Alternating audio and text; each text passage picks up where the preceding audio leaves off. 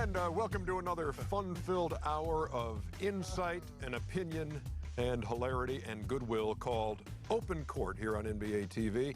The esteemed panel, beginning up here to my far right, is Steve Smith, along with Steve Kerr, Chris Webber, Charles Barkley, Kenny the Jet Smith, Reggie Miller, and the one and only Shaquille O'Neal. Today we're talking about backcourts, and this is always something near and dear to your heart, Kenny, so I'll start with you. Okay. Best backcourt you ever played in, played against? Playing with Vernon Maxwell was great. I just thought that overall his personality was infectious on the court, and his Mad Max persona. Infectious, but you didn't catch it. Oh yeah, you caught it. You needed to catch it, because at times I think, you need to play with a guy. Charles was probably that guy on his team. I could see that, who elevates everybody's intensity in terms of the anger for the other team. And Vernon Maxwell was just that guy. He's going to talk to you. He's going to talk to them. He's going to talk to the bench. I mean, he takes a shot and he tell the bench, catch me because I'm falling in. I mean, he was that guy that was in. And I actually saw, he was the only guy I saw that irritated Michael ever in his career. How about Reggie? He did that once or twice. Yeah, but Vernon told him twice. He's like, if you score again, the way you're scoring, I'm going to fight you. And I was like, what do you mean? I said, what? He said, no, he's disrespecting me. He's just scoring at me too easy. So Michael scored again, and he actually swung on him. Let's go to somebody who was not a guard. And Charles, best backcourt that you played with or played against? Probably Isaiah Thomas and Joe Dumars, the best backcourt I played against. C-Web. I say Isaiah and Joe, or, I played against Nate McMillan and Gary, and they were Gary Payton, and I remember them trapping our guards, and I remember, the running jumps in Seattle, and I just remember defensively, every game it was just something for our guards, and so I really remember their intensity. We'll just go up the line here. Best backcourt I ever played with, not that I ever got into the games, it was my rookie year. I never played, but AJ, Jeff Hornacek, and Dan Marley were the three guards in rotation in Phoenix, and they were perfect together. They all did different things, but they were so good individually and together. They were fun to watch. Do you remember Vernon Maxwell talking to Michael? I think that was before I got to Chicago, but I remember when Vernon Maxwell ran into the stands and got suspended for about 10 games. So I'm sure there's a lot of Vernon Maxwell. So what I meant was he was infectious, but you only want to catch a little bit of what he you only want to catch a little bit of Maxwell. You know what? If you catch the Maxwell flu, it might get you out of the league. No question. How about it, Smitty? I got to give Mookie Blaylock the best backcourt partner I've ever had. Totally opposite than Vern. Didn't say much, went about his business. A thief in the backcourt. And I think watching and playing against, it has to be a trio for me too, Steve, is Isaiah, Joe, but you got to throw Vinnie Johnson in there too. Because the way they were all interchangeable. Joe could go over and move to the point guard spot, where Isaiah could come off screens. Then you had Vinnie Johnson. So that was the best backcourt I played against or saw. Shaq. Best backcourt I've ever played with, as I said in my book, Shaq Uncut. In stores now. Best backcourt I played with was Penny Hardaway and Brian Shaw. Because Brian Shaw, we had a play that was called a Shawshank Redemption Unstoppable Play, and Penny Hardaway was, Shawshank Redemption. Then when I went to L.A., Shaw came, and my second favorite is B. Shaw and Kobe. We still have the same play, Shawshank Redemption. Basically, the play, you like Brian because he just threw you the ball. Threw that lob. Throw the ball to your big man. Let him flourish. 28-15, baby. Backcourts you've been part of, played against. What do you think, Rich? The best player I played with would be Mark Jackson. It seemed like he had eyes in the back of his head, and all I had to do was really set my man up, and he got me the basketball. Against, to me, was Magic Johnson and Byron Scott. And the reason Byron Scott wasn't a huge name, but he was such a great shooter, and Magic at 6'9", point guard, and that the matchups going between both of those players, it was so difficult because of their size. But I would say Magic and Byron Scott. And to me, the best I never said it, would play against you was played against, yeah. Michael and whoever was in the backcourt. You know, as a big fella, a lot of the guards that I played with, the best ball handlers, I don't know if this is true for Shaq and Chuck, but a lot of the guards would come to me and be like, man, I got Mookie, but I got Muggsy Bogues tonight. And when Muggsy Bogues played, I would always have to come up and set picks. So, 94 feet, he would start checking them. So I would actually take the ball out, get it to the guard so I could stay at that free throw line and set picks, and they hated. He's the toughest. I take that back. Muggsy Bogues is the toughest. He's the toughest on-ball defender I've ever. My guards always used to be like, man, come up and set a pick on him, you know what I mean, so I can get open, because he just fought. I thought it was two Muggsys on the court. Because you dribble on this side, and you turn back, and he'd be there. It's like two Muggsys. No, Muggsy, going on if Muggsy was guarding you, and you got the ball full court, you threw it to the other guy. Yeah. You take it, I'm running up. Lindsey Hunter's another guy who'd get in you. He had this sort of clamp. His arms were long, strong. Mm-hmm. Yeah. He'd get you in his little zone, and you had to be really careful with that ball. He'd just poke it away. Mine by far is Mookie. Bring the basketball up against Mookie. I saw Mookie win games by getting turnovers in the backcourt. But you told me last year about Mookie saying when he was going to steal a ball from guys and he would wait. The one crazy thing about Mookie, he never went out and shoot around. He never went out and worked out. He just stayed and watched tapes from guys counter. When you put pressure on him, whether he's going to go around his back, whether he's going to cross over. And he would say, Steve, I'm going to get a steal right now because I've been watching tape after tape. And he get a steal. So me, that's not like saying you're going to get a bucket. Right. Saying you're going to get a steal. You can go get a steal when you want to, by far, is Mookie. Who did the best job at getting you the ball? Where you wanted it? That's a great question, Ernie. Well, that's why you asked. Let me give you a great answer. And we'll be right back. He can't say the guy who's the best player at the position with him. Probably Hersey Hawkins did a fantastic job of getting me the ball where I wanted it. But actually, it's up to me to get the ball. I hate when you're watching a game and the big guy hangs the guard out to dry. Because, when you lock the guy, you're supposed to give a guy a target. If he's supposed to throw it in that area, but if you let him come around and get the ball because you don't lock him up good, that's not on the point guard. But Hersey Hawkins, he says, if I throw this ball, I said, dude, I got this guy. You throw the ball where I got my hand at. Describe you and Mike Bibby in Sacramento. Yeah, it was just trust. Mike and I, we had a relationship where we worked out in the summer, and we knew our offense was, you got the ball in certain places, so it wasn't too much trickery. You practiced in the same spots. And with Mike, we just, he would come off the pick and roll or a handoff from me, because that's what coaches wanted me to do. And he would go up, and I could tell he wasn't going to shoot it, and I needed to be ready. He was going to get it back to me. Or, just the fact that he would say, this time Fish is playing it this way, hand it off to me, I'm going to keep going. Can I put you on the spot? Yeah. Jason Williams or Mike Bibby? I'd have to say Mike Bibby. Stop it. Only reason why. Stop it. I just want to know. Stop it. Because Here we go. I'm going to say this. To me, watching you, it was Jason Williams. Thank you. Because if it wasn't Jason Williams, there would be no Mike Bibby. First of all, that's 100% correct. Thank you. If it wasn't for Jay Will, it'd be no Mike Bibby. But the reason why I would say Mike Bibby is because when Mike Bibby came and played, he was a little bit more mature. When it was Jay Will, it was me, Jay Will, and Vlade there the first year ever of Sacramento being together. Forming this identity, and too much pressure on Jay Will, because Jay Will can play.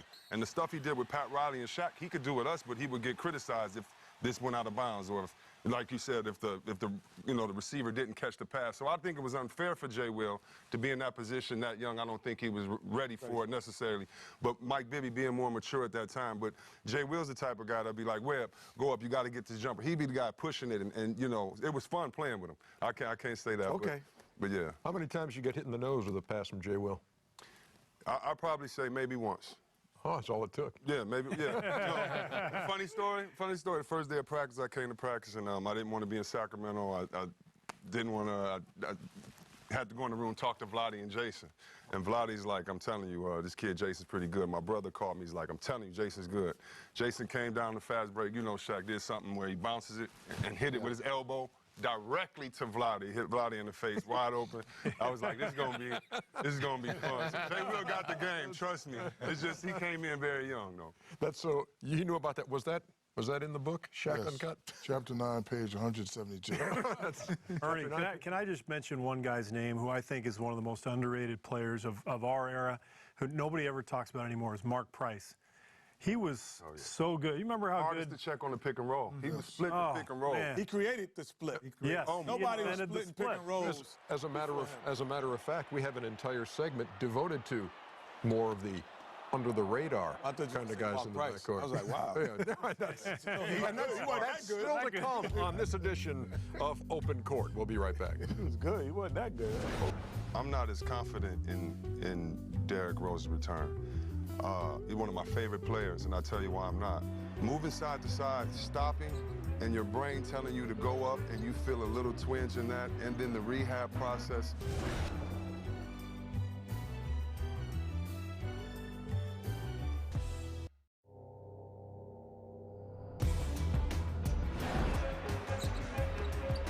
Rose came down bad on his left foot. See him holding onto his knee and down. Welcome back to Open Court. There may be no highlight or video clip that former players want to see less than the one you just saw right there of Derrick Rose, first game of the playoffs, blowing out his left knee, torn ACL. Reggie, when you saw that happen, when you watch something like that, what's hitting you in the gut? Well, Kevin and I actually called that game when he went down, and when it first happened, we were saying to ourselves off camera, because the Bulls were up, was Coach Tom Thibodeau going to take out the starters and rest them? But as you know, in a playoff game, a situation, you guys want to send statements to teams that they have no chance of coming back. So when he went down and the camera focused on his face, right then and there, because he's never really had a major injury throughout his whole career, AAU, high school, college, whatever. You could see on his face that it was something serious. And obviously when it came out, the ACL and so forth, you feel, because he is such a good, humble kid, it's unfortunate. I think it's going to be a long haul for him, because when it's your first major injury and you don't know what to expect and you're just on the sidelines waiting, it could be very difficult. The thing about it, too, we've seen him make that same move countless number of times. It's almost a trademark move in the paint that he made, and then to see it end up that way, just crushing. And for a guy whose explosiveness on the floor is that obvious and is that feared and that respected by opponents, do you lose just a degree of that makes you a mere mortal in the eyes of these guys who check you now? He's a guy who relies on the speed and the explosiveness. I tore my ACL in college. Obviously, I'm a totally different player. I'm a spot-up shooter. In the World Games with me. With Kenny, that's right. And it took a full year till I really felt comfortable. He was dunking crazy. I was doing all kinds of stuff. It was before the days of videotape, so there's no actual evidence. But it's such a different thing for a guy who, as Kenny mentioned, relies on his speed to get by people. It's also his left knee, which is his jumping knee when he's going off that foot in transition or off pick and roll. I think the surgery has gotten better. The rehab has gotten better. Guys are coming back quicker. Guys are coming back in every sport from ACL. So there's no doubt he's going to be okay in terms of his recovery. But how much of the explosion will he lose, and how can he? How much up here? Yeah. How much up here is really going to... He does that move how many times a game? 20, 30? When he does that for the first or second time, is he always going to be thinking and reverting back to that game one versus Philly? I think more mentally, that's what's going to be his big challenge going forward. That's a whole nother topic of coming back from injury and the mental aspect of that. And reporters will always ask, are you going to be thinking about it? I said, no, I can't think about it. When we say mental, I think we really mean confidence. To be able to make that move and just explode, it's mental, but it's about having the confidence. Okay, my knee. But I also think Derrick Rose got a huge advantage myself, because next year to me is a wash. This coming season. Yeah, this season's a wash. Because he tore his, I don't see him coming back before the playoffs. Playoffs? The playoffs. I mean, it takes pretty much a year. So I'm looking at playoffs. They to me probably won't get out of the first round. So if that's the case, you wouldn't bring him back at all then? I would bring him back. If they're in the 7th or 8th seed, would you bring Derrick Rose back? I probably wouldn't, to be honest with you, because like you still risking it, bringing him back, him being 100%, because he's gonna want to play. They probably won't be able to win a round with or without him, because they're gonna be a lower seed without. They losing a Zeke also. They lose Kyle Korver. That team's gonna be totally different because he did so much for that team. They lost Ronnie Brewer. So I don't think that team is going to be very good this year. So I might have him sit out the entire year, to be honest with you. It's definitely a trust factor, as you guys know. I mean, I think for him, the big question is now, do you change your approach to the game? Do you change your game? I mean, is he going to become more of a facilitator?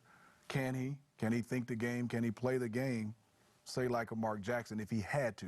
You know, I think that's going to be a big question for him. But as far as him attacking his rehab, knowing him as a person, watching him, he's going to get back to 100%, I think, strength-wise. But then that trust factor, you know, you're going to think about those moves, Chuck, I think, for him. You know, how do you land? And do you go full speed? And that's going to be the big difference, I think, for Derrick Rose. How do you put that out of your mind, C-Webb? You don't. You just have to realize who you are at this point. You know, we all talk about getting older when you start pump faking and you realizing that you can't do it anymore. And unlike you guys, I'm not as confident in Derrick Rose's return. He's one of my favorite players, and I'll tell you why I'm not. When he goes in, if you look at him and Westbrook, two of the most athletic guards we've ever seen in this league, when they plant and they stop and they cut, it's so quick. And I admire the guards for getting older and Nash for to be able to get around quickness and picks. Big guys, we can just lumber.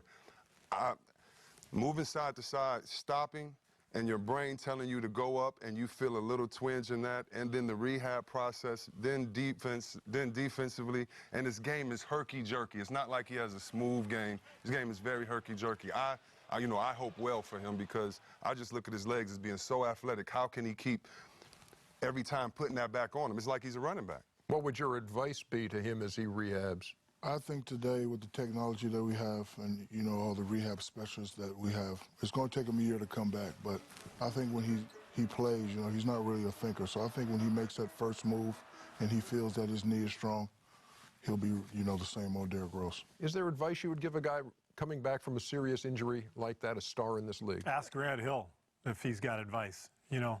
And when I was in Phoenix with Grant, he made a point of talking to players. In fact, we played Portland one year in the playoffs. Brandon Roy was out with a knee injury. He decided to come back and play. Grant went and personally talked to Brandon and said, you got to think about this. This was my situation in Detroit. I played with a broken foot. It cost me 3 years. I think it makes sense for Derrick Rose to listen to people who have been there. He's got to take his time. I like what Chuck said, if he's going to bring him back. It depends on really what the Bulls' situation is. I think if they're a top 4 seed, which they probably won't be in the Eastern Conference, do you risk bringing him back? But when it's your first major injury in a very young career, you know, you're coming off being the MVP, the youngest ever in our league, I think the Bulls have to be very cautious of bringing him back because he is the face of the Bulls now, supplanting Michael Jordan. So you got to be very careful bringing him back and putting him on the court. The Bulls have to be careful, but Derrick Rose, like he's going to want to play. He's in the young stage of his career. He still thinks kryptonite doesn't bother him. Like, in his mind, he still feels that he's going to be the best guard in the league. So until that is proven differently, and he will attack the game probably when he comes back, like I'm still the best guy in the league, and then if things don't work, then he's going to adjust. But he's going to come back playing the way that he thought he could play. You're saying him attacking. What do you think Westbrook, Chris Paul, right, until it doesn't work, are thinking right now? Until it doesn't, but right now he's you think like, they're going to take it easy but on he's him? looking at them saying, Absolutely not. but he's looking at them saying, y'all really couldn't see me when I was there, so I don't think you could see me when I come back. I agree with you. I think he's going to come back and do great. I just know from sitting out 14 months, you come back that first 2 months, you have energy, you're going to get fatigued, going to tired. And he's the guy, the main guy on the team. I don't know if any point guard has to have the ball as much as him, so I'm like you guys. I don't think he's going to be cautious, but if I'm that ownership, But this could be a blessing in disguise, too, because as you just said, he needs the basketball in his hands. This is a chance for him to work on other parts of his game, like shooting. Yeah. Now, if he can come back and be a more well-rounded basketball player because of this injury, I think that's only going to help him as well as the Bulls. Interesting story on a number of levels, that of Derrick Rose. Back with more on Open Court right after this. Another guy that I played against who was probably the meanest shooting guard, Alvin Robinson. That's my guy. Alvin Robinson, I mean, he's almost cut from the same cloth. No, Vernon Maxwell. They cut from the same cloth.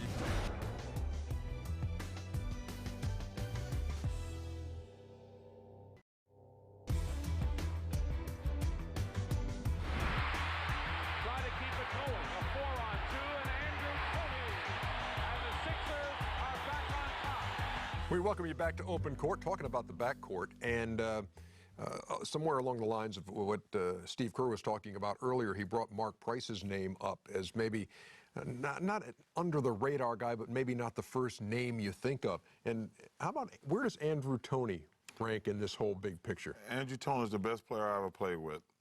You know, Including Dr. J. Including Dr. Because I close him alone. Those are guys at the end of their career. Wow. I throw this water on you. Let you do that. Stop it. Come on, I throw this water on you. We're all ears. Dr. J, Dr. And Moses. I'm just telling you, the most dominant player that I played with. Better than the King. I'm just telling you, man.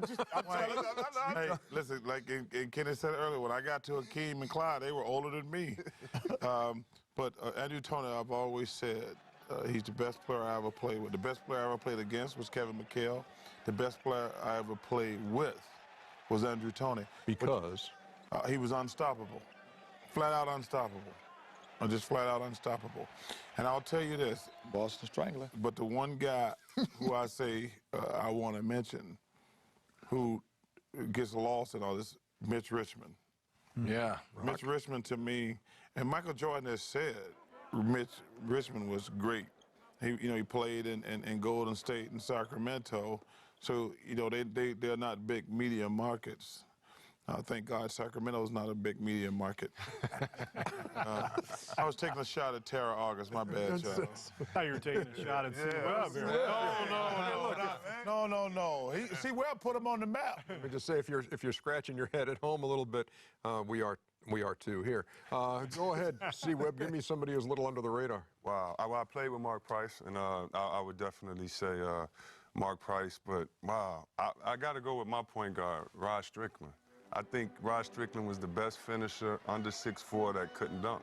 He would finish, and it seemed like he would dribble. And you know how Akeem had that one highlight of Akeem dribbling down the court. You knew he really couldn't dribble when he was dunking.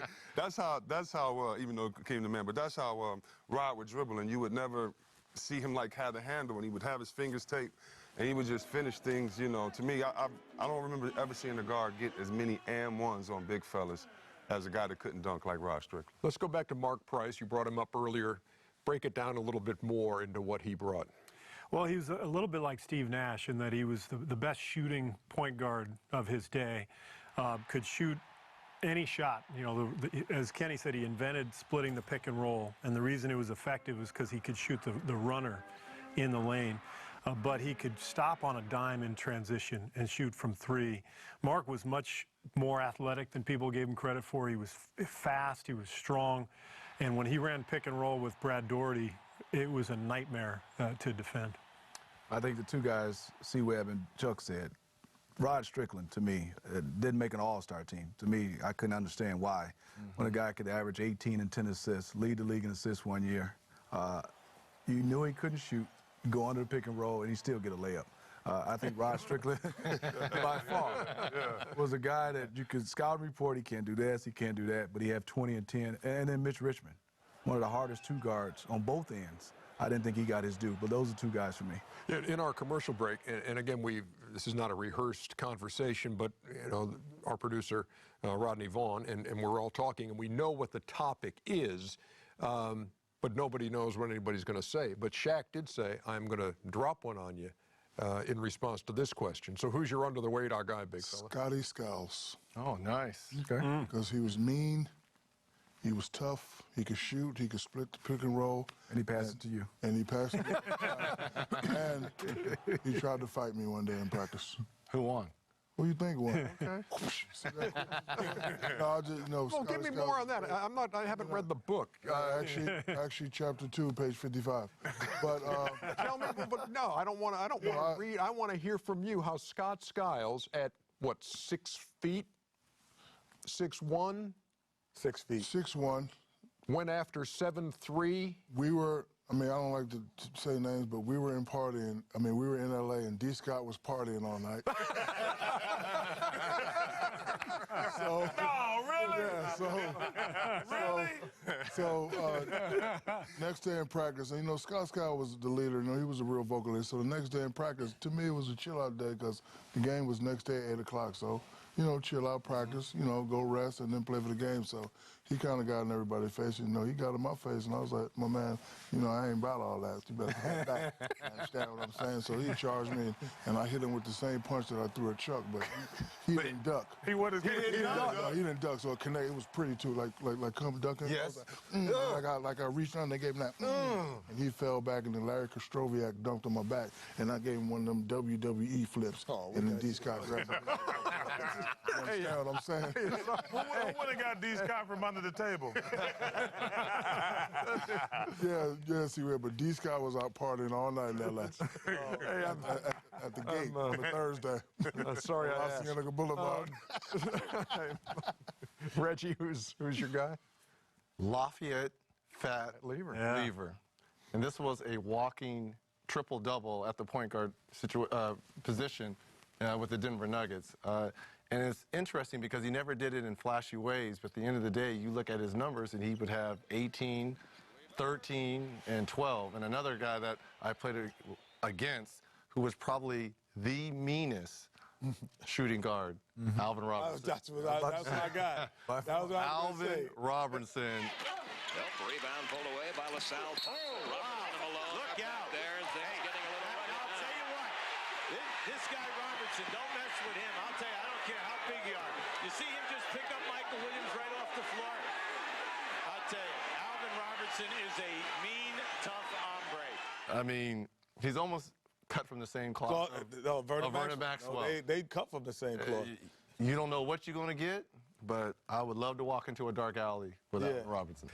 When we come back, Shaquille O'Neal, Scott Skiles, cage match. At the club. That wasn't me. That was D. Scott. You've already told on yourself. How you know he was in the club? That means you was there with him. And then you got the tongue coming at you. You focus on the tongue. You focus on the ball. You focus on the waist. You're looking at the shoes, the glint. You didn't know what you were going to do.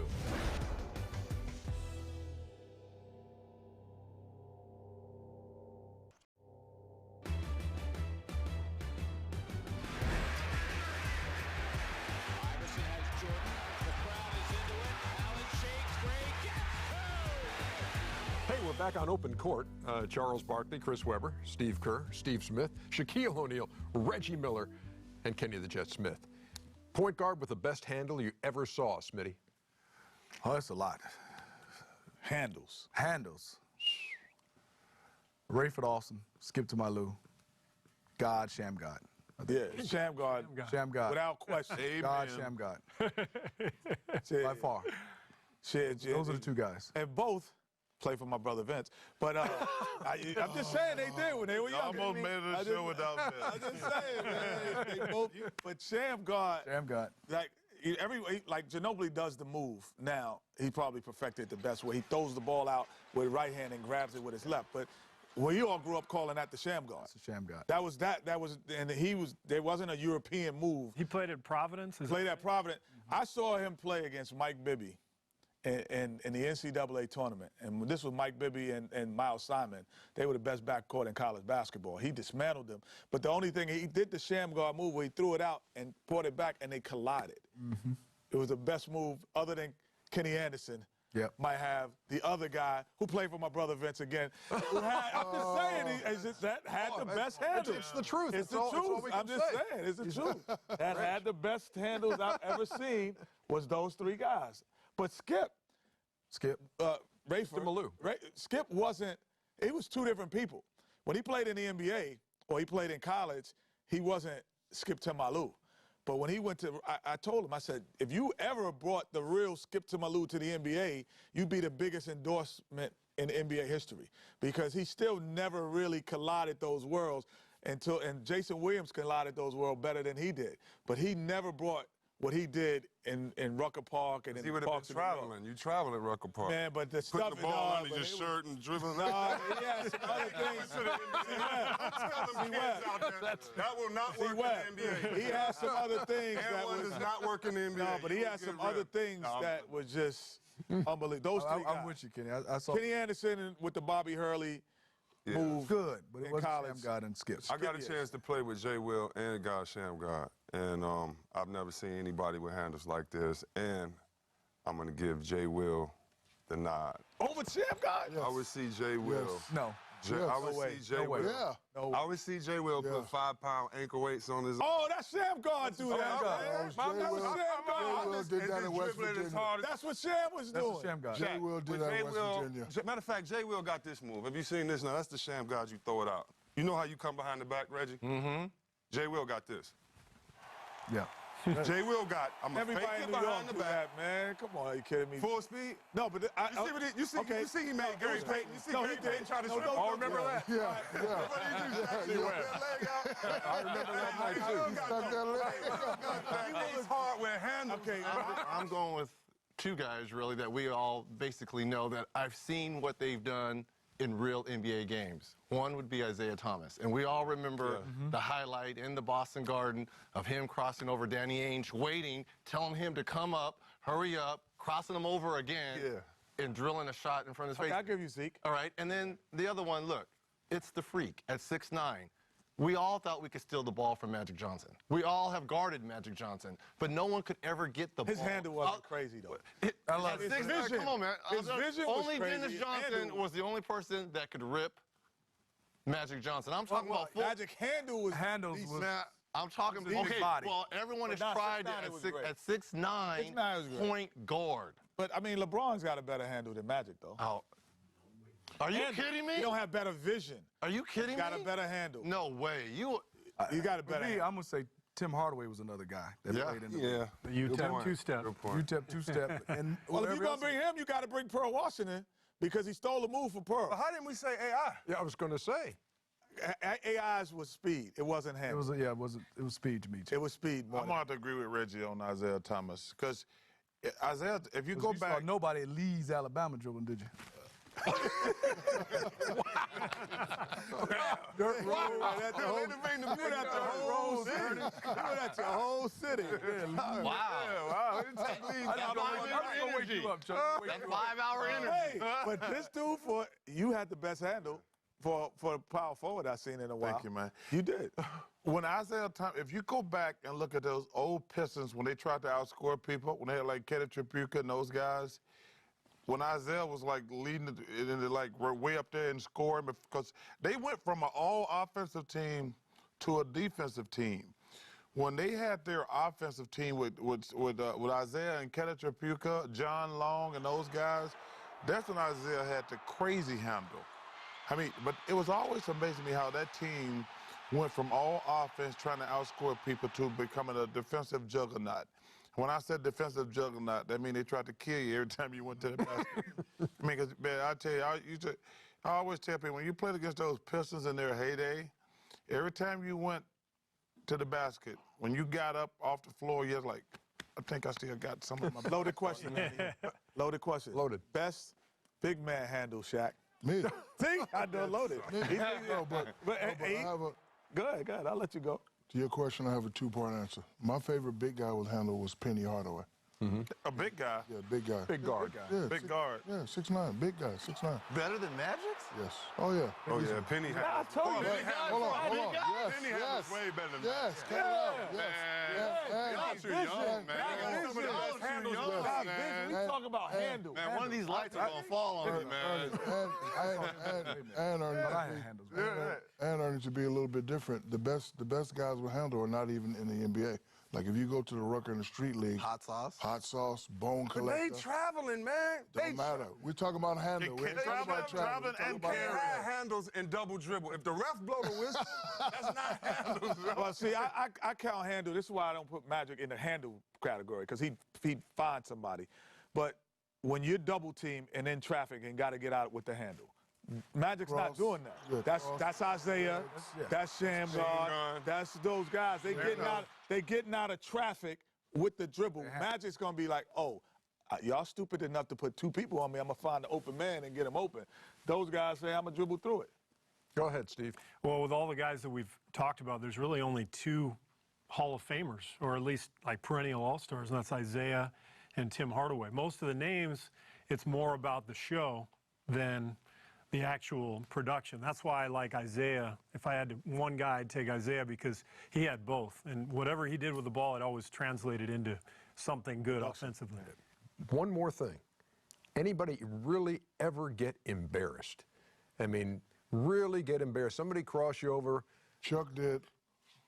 Huh? Chuck did. I'll talk about it because I know C-Web don't want to talk about it. When Chuck reached and he wrapped around the back, looked at Chuck, and threw it down on his head, and then did a commercial about it. You know, Yeah, that was woo. No, that's not interesting. He's right. Yeah, that that was a great play by C-Web. But, like, Look at C. Hold on. No, so that was just a great play by C-Web. The only thing I was mad about, because we've all gotten dunked on. Not like that. Everybody's Not like that. got dunked on. Not like but that. like the only thing that made me mad, I had made up my mind we were running down the court that I was going to foul C-Web. So when I reached for the ball, I was really just going to knock the hell out of him, to be honest with you. And then when he put that ball, got you. No, trickery got you. Yeah. So I did, because I was like, okay, because I look at my mind was worse. I was like, okay, I'm gonna just hit him and knock the ball out of his hand hard, take a foul. And then when I reached down to slap the hell out of him, he put that ball behind his back, and I said, uh-oh. Yeah, uh-oh. Because I was like, Yeah. uh-oh. I knew I was in trouble then. Yeah. I did. For you, Kenny, was there a guy who, when you saw him bring it up, you felt there was the potential for embarrassment if you're not careful? Well, embarrassment is like you can't stop him from getting to the spot he wants to. Or he's going to break your ankle right out, and that guy 35 feet from the hoop, and you're going to be on every highlight. We mentioned him in another segment. Is Rod Strickland. Like, you just couldn't stop him from getting to the area he wanted to. And the embarrassment came from your teammates and everybody, because it was always playoff games or big games when we played Portland or when he was in San Antonio. And they're like, you cannot keep a guy who can't shoot out the paint? And I'm like, no, because he's keeping his dribble alive so he can keep getting to the paint. We didn't want to be embarrassed. You're talking about crossover and all that, and that's number 23. And we're talking about handles and all that at 6'4", 6'5". MJ was going to embarrass you because he was quick, he could post up, he could shoot. Coming at you. In and out, right hand. Don't know if you're going to pull up or keep going. I mean, and you're backing up, and then you got the tongue coming at you. Do you focus on the tongue? Do you focus on the ball? Do you focus on the waist? You looking at the shoe, the glint. You didn't know what you were going to do. I still give Smitty, you had a handle, though. I appreciate it. Smitty was up there with the big guard handles. Yeah, you know the thing I will give Smitty credit? The thing I hate about Smitty, and you guys know this from picking, there's nothing worse. Like, before you play against certain players, you're like, they're going to do this thing. You tell they're going to do this thing. Don't go for this. And it still works. That's the only thing that drove me crazy about Smith. I was like, dude, we went over that on the board. And he do the same thing. Hey, when you started the move, like when you would start, Right. you could hear the guys on your team on the bench going, uh-oh, here it comes. And it didn't matter. Oh, here it goes. And then, boom. I mean, I come from big guards, like you said, Magic. But Penny Hardaway, when I got a chance to face another guy 6'8" with real handles, Penny was one of those guys I could see, Kenny, you picking up full court, that it didn't bother. It didn't bother him, no. I'm a big guard. When a little guard came, I'm still going to turn my back. He never turned his back, which tells me you can handle the basketball. At 6'8", with Muggsy, with little guys, when you don't turn your back, that's true handles. Penny never turned his back when guys was pressuring up 94 feet. Getting a handle on the best ball handlers here on Open Court. I met a guy named was Terry Catledge. You remember Terry Catledge? Oh, yeah. Catman. So, Catbone. yeah, so Terry called me in the office and said, hey, you want this number, you got to give me 50 stacks. I was like, 50 what? Like 50 stacks. So I chose 32 in Orlando.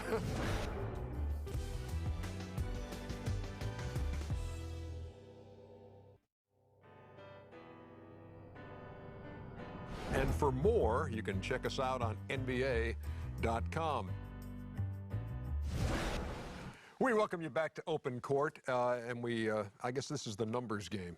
Explain to me numbers you have worn. I don't care if it's when you were first playing up until the NBA. Numbers you wore and why you wore them, Shaq.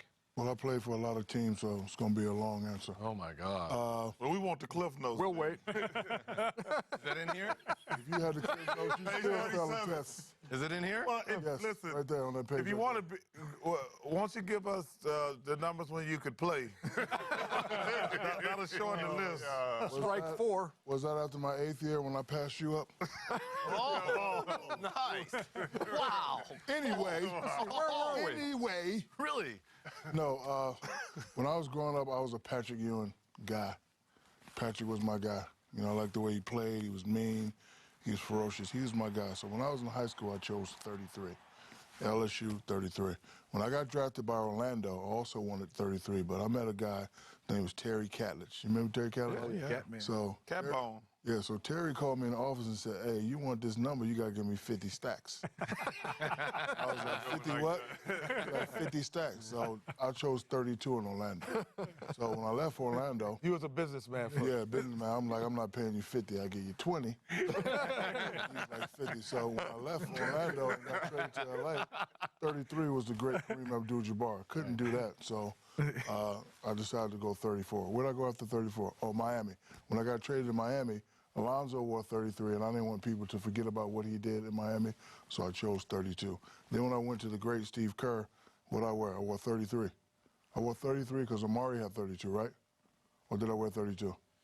I don't remember. Your career, don't you? I don't remember. It's a long career. I'm with you on that. Yeah, Cliff Notes would have No, been that's right. Terrible GM. He didn't No, actually, you know what? My department. No, actually, you know what? I wore 32, and then when I got traded to Cleveland, I wore 33, and then when I went to Boston, before I got shot in the leg. See, I'm already saying it before you say it, I decided to wear 36 because it was my 6th team, so I decided to wear 36. But if you had a choice, 33 was your number. Yes, 33 was my number. For Patrick. Okay.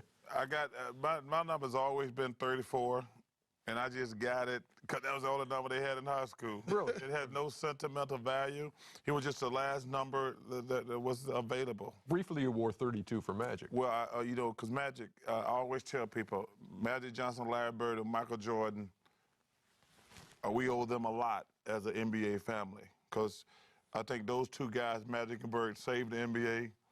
And Michael took it to a whole nother level, so they made me a lot of money. So when Magic, when Magic announced he had HIV, I wanted to honor him, and Billy was kind enough to let me wear 32 for 1 year because it was already in the sky. Right. Or in the rafters. Do that again, Ernest. It was just hanging in the sky. Most of the time. There's a jersey in the sky. Playing indoors most of the time. C-Webb, you've had some interesting choices. Yeah. High school, I had 44 because of Derek Coleman. Then I had 34 because of Chuck. What? High school, yeah, he was my, you know. What? Chuck, yeah, I had 30. Can't come between us. Can't come between us. But it's funny because I got a story just like you. So I get, and Larry Johnson wore 4. My best friend Kevin wore 4. So I wanted to take that to the NBA. Big fellas was wearing big numbers. I wanted to wear a small number. But I get to Washington after being traded, and Scott Skiles says to me, I need $300,000 for this 4. Man. 300,000? And I wore number 2 that year. That's the only year I wore prices another went up, number. huh? But he hit me that year. I was like, oh. You got robbed. Eric Catlett got robbed. I was like, yo, you know, you sure you're going to do this? He was like, yeah, you give me a number. I was like, nah, that's cool. 300. Right, 300, yeah. Make sure Okay, Scotty. Come on. But he had pictures of you, too, or something? I gave you these pictures and this number. $300,000. These tapes. That bodes well for team chemistry. Exactly, yeah. We won 13 games that year. You're up next, Steve.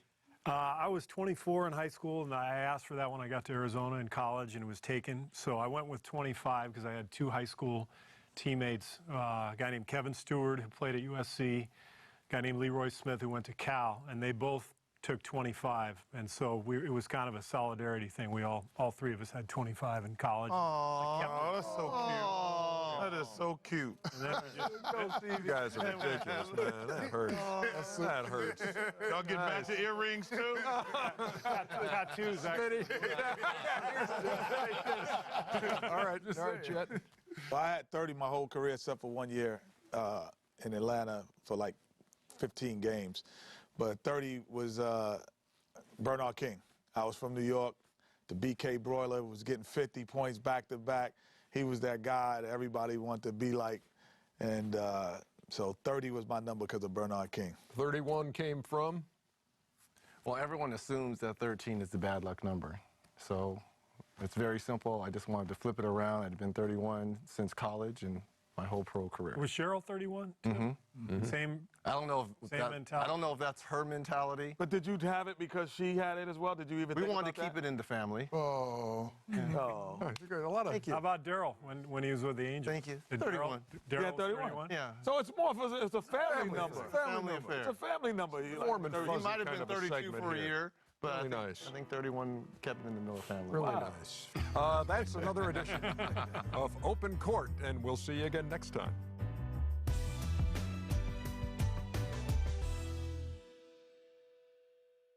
Our open court discussion, bragging rights. I like that. Who did you take on your first date? I wrote Halle Berry a letter. And she wrote it back. You really think she signed the picture? And I took the picture on a date and showed all my boys. I took her to the senior prom. That's the only date I ever went on in high school. So basically, if you didn't have any money, you'd never be having dates. Watch Open Court next Tuesday at 11 p.m. Eastern, only on NBA TV.